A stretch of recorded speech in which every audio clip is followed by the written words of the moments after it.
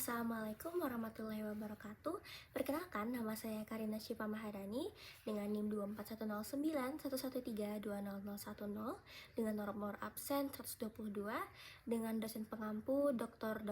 Oski Iliandri, Magister Kesehatan. Sebelum kita masuk ke bagian regiotorakisnya sendiri, kita harus membahas bagian tulang rangka tubuh keseluruhan secara umum. Nah, di sini dapat kita lihat ada rangka atau sistema skeletal yang dilihat dari sisi ventral. Nah, di sini tulang-tulangnya ini secara umum kita dapat mengetahui kalau misalnya tulang ini dibagi jadi dua, yaitu bagian tulang aksial dan juga apendikular. Nah, kalau kalau aksial sendiri berarti rangka tubuh atau bagian batang tubuh. Kalau misalnya apendikular ini seperti ekstremitas atas dan ekstremitas bawah. Nah, untuk rangka-rangka ini dikelompokkan menurut bentuk dan juga strukturnya. Nah, kalau tulang panjang atau ossa longa, misalnya seperti tulang-tulang berongga, seperti ekstremitas, seperti femur dan juga humerus. Lalu tulang pendek yaitu ossa brevia, contohnya ossa carpalia dan juga ossa tarsalia. Lalu tulang pipi, ossa plana, contohnya seperti iga atau costa. Lalu sternum, scapula, pelvis, dan juga tulang-tulang tengkorak. Lalu selanjutnya yaitu tulang berisi udara, seperti yaitu ossa pneumatica, contohnya os frontal dan os ethmoidal, maxilla dan os sphenoidal. Lalu tulang tak beraturan seperti Lalu tulang tak beraturan yaitu ossa irregularia yang tidak dapat digolongkan ke tulang jenis lain, contohnya vertebrae dan mandibula.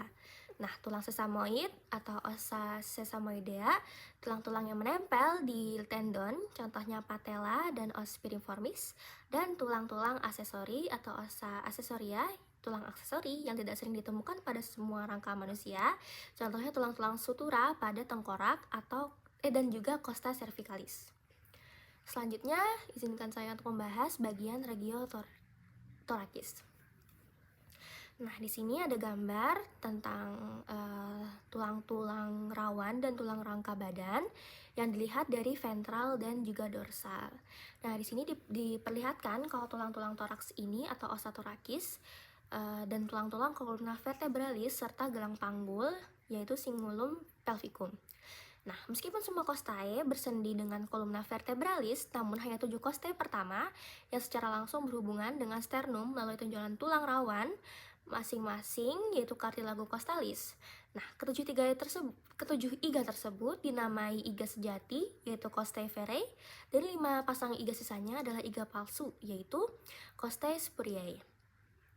Nah, costa ke-10 dan ke-11 tetap berhubungan dengan lengkung cartilago atau costae fluctuantes.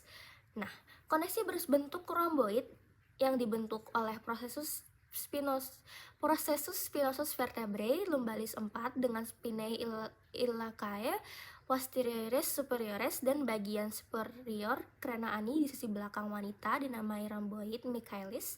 Pada pria dinamai segitiga sacrum, hubungan antara spinae iliacae posteriores dan superiores dan bagian superior craniani. Nah, jadi selanjutnya ini adalah bagian ekstremitas atas atau bagian permukaan dari lengan, bagian sisi kanan yang dilihat dari ventral dan juga dorsal. Nah, untuk dilihat dari ventral sendiri di sini ada bagian regio axillaris foxaxillaris, lalu ada musculus triceps brachii, ada musculus biceps brachii juga, ada brachium atau regio brachii anterior, lalu ada musculus brachioradialis, ada bagian epicondylus medialis, ada antebrachium atau regio antebrachii anterior, lalu di sini ada bagian tangan yang terdapat palma, lalu tenar, ada pollex, index, digitimus medius, digitimus annularis, digitimus minimus, dan hipotenar. Untuk bagian belakangnya sendiri atau bagian dorsal, dapat kita lihat ada plica axillaris posterior, ada musculus latissimus dorsi, ada musculus triceps braki, ada rachiobranchi posterior, ada epicondylus medialis atau bagian sini. Lalu ada olecranon, regio antebraki posterior, musculus brachioradialis, processus styloideus atau bagian radius, dan processus styloideus bagian ulna. Lalu ada bagian jari juga, bagian tangan, bagian dorsum manus, pollex, index, digitus medius, digitus annularis, dan digitus minimus. Selanjutnya kita ke bagian tulangnya. Pertama-tama kita bagian tulang ekstremitas atas, kita ke bagian atas dulu ya. Nah, di sini ada bagian ini tulang dan persediaan ekstremitas atas ini di bagian sisi kanan yang dilihat dari ventral. Nah, pertama-tama ini ada tulang clavicula, scapula, humerus, lalu radius, ulna, lalu karpal, metakarpal, dan jari-jari atau palak. Ini ada bagian untuk humerus, untuk humerus sendiri itu bagian brachium, dan untuk radius dan ulna itu adalah bagian antebrachium. Seperti yang kita lihat, kalau jari sendiri dia punya banyak tulang. Misalnya dari bagian sini adalah bagian karpal, lalu ke sini adalah metakarpal, dan sini adalah bagian jari, yaitu manus. Dan untuk sebenarnya semuanya ini manus ya, tapi ini punya nama-namanya sendiri lagi. Dan di sini juga ada banyak sekali persendian-persendian di dalam jari-jari dan juga lengan. Seperti di bagian sini juga, bagian sini sudah pasti ada sendinya juga. Nah, di bagian sini ada articulatio humeri yang dia itu berlanjut ke bagian tulang humerus. Nah, selanjutnya dapat kita lihat bahwa di sini adalah potret dari bahu dan lengan sisi kanan yang dapat dilihat dari bagian ventral. Nah, di sini adalah otot-ototnya dari atas sini, yaitu kayak clavicula, lalu musculus deltoideus dan musculus pectoralis major. Lalu di sini ada musculus biceps brachii, lalu ada musculus brachioradialis, ada musculus flexor carpi ulnaris, retinaculum musculorum flexorum, lalu ada banyak sekali jari-jari juga, otot juga di bagian lengan kita. Nah, selanjutnya kita ke bagian vaskularisasi tubuh, yaitu bagian pembagian garis besar untuk sistem kardiovaskular bagian arteri dan juga sistem kardiovaskular bagian vena. Untuk bagian arteri sendiri, ini adalah garis besar arteri pada sirkulasi sistemik. Nah, seperti yang kita ketahui, fungsi arteri sendiri adalah membawa darah dari jantung ke perifer tubuh atau menuju ke paru. Nah, di sini kita dapat membedakan jenis arteri yang elastis, misalnya aorta, dan arteri-arteri yang berada di dekat jantung. Lalu arteri-arteri jenis muskular yang kebanyakan arteri, contohnya seperti arteria brachialis dan femoralis. Lalu darah yang melintas melalui arteri dengan diameter yang terus menyempit sampai mencapai arteriol dan memasuki suatu jaringan kapiler, tempat terjadinya pertukaran oksigen antara darah dan juga jaringan. Lalu ini adalah bagian sistem kardiovaskular untuk vena. Nah, di sini vena itu berfungsi untuk menghantarkan darah dari perifer tubuh untuk kembali ke jantung. Nah, pembuluh darah ini mudah mengembang dan berfungsi sebagai reservoir. Nah, vena-vena dari sirkulasi sistemik membawa darah yang kurang oksigen. Nah, vena sirkulasi paru membawa darah yang tinggi oksigen. Kebanyakan vena adalah vena penyerta, yakni vena tersebut yang berjalan berdampingan dengan arteri sesamanya. Dibanding dengan arteri, perjalanan vena bervariasi dan tekanan dalam darah vena jauh lebih rendah. Vena, kapiler, dan vanula adalah bagian dari sistem yang bertekanan rendah pada sirkulasi darah. Sebagian besar vena mengangkut darah melawan gaya gravitasi. Oleh sebab itu, vena-vena besar di ekstremitas dan daerah leher bawah mempunyai katup atau katup vena yang mendukung aliran darah vena untuk kembali ke jantung. Selain katup, otot dan denyut arteri juga mempengaruhi aliran darah vena. Di sini kita dapat lihat kalau misalnya di foto ini bahwa eh, arah yang panah yang mengarah ke atas menunjukkan arah aliran darah.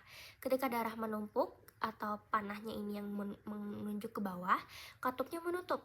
Sebagian besar tubuh mempunyai sistem vena superficial di bantaran lemak subkutan yang berhubungan dengan sistem vena dalam atau profundus yang berjalan sejajar dengan arteri. Nah, kedua sistem ini dipisahkan oleh katup vena sehingga darah hanya dapat berjalan searah dari vena superficial ke vena dalam. Nah, ini adalah vena arteri regiotorakis. Nah, di sini di dinding ventral badan ini menerima darah arteri dari cabang-cabang arteria subclavia, axillaris, iliaca externa, dan juga femororis. Otot-otot dinding abdomen juga menerima darah melalui arteria lumbales yang tersusun secara segmental yang berasal dari aorta abdominalis. Di sini aorta abdominalisnya tidak diperlihatkan. Lalu ini adalah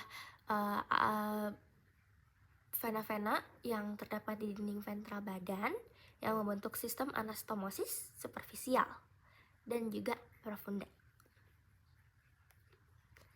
Lalu ini adalah gabungan foto dan dari yang saya kutip dari buku Sobota untuk bagian vena dan juga arteri di regiotorakis. Selanjutnya adalah sistem saraf. Di sini dapat kita lihat bahwa di sini adalah sistem saraf yang terdapat dan menyebar ke seluruh tubuh. Di sini adalah organisasi sistem saraf yang terlihat dari ventral dan juga dorsal. Nah, sistem saraf sendiri terdiri dari sistem saraf pusat, sistem saraf tepi, dan saraf kranial. Nah, sistem saraf ini terlibat dalam fungsi yang kompleks yang meliputi pengaturan berbagai aktivitas otot dan usus, komunikasi dengan lingkungan dan dirinya sendiri, serta pengingat pengalaman-pengalaman masa lalu atau memori. Sistem saraf juga penting untuk membentuk konsep imajinasi, menimbulkan emosi, dan beradaptasi dengan cepat terhadap perubahan yang terjadi di dunia sekitar serta bagian dalam tubuh. Di sini kita dapat membedakan sistem saraf otonom, yaitu visceral yang mengatur aktivitas usus terutama involunter, dan sistem saraf somatik, yaitu persarafan otot rangka, persepsi kognitif, dan input sensorik. Kedua sistem tersebut berinteraksi dan saling mempengaruhi. Selain sistem saraf, fungsi tubuh secara keseluruhan juga diatur oleh sistem endokrin. Untuk selanjutnya ini adalah untuk sistem saraf pada bagian ekstremitas atas atau membran superioris, bagian lengan sisi kanan yang merupakan plexus brachialis. Baik, sekian pemaparan materi dari saya. Kurang lebihnya mohon maaf. Terima kasih. Wassalamualaikum warahmatullahi wabarakatuh.